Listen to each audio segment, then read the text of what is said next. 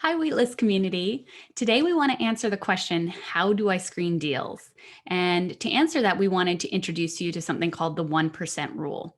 And so the 1% rule is actually something that real estate investors use, kind of like a back of the envelope calculation to tell if a property is worth looking closer at. And so roughly, what is it, Kenji?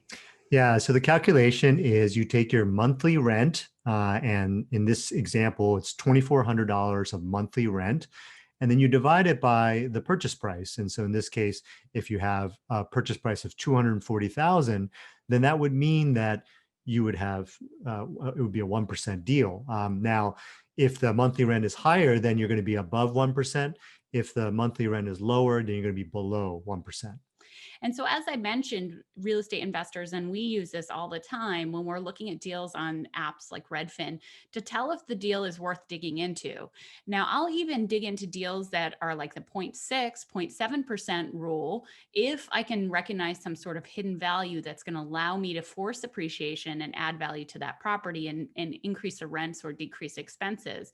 So, I actually use this to look at properties maybe for 5 or 10 seconds before I move on to another one. And again, it helps me pick out which properties I want to dig into and pull out the cash and cash calculator, which we're going to show you in the next video.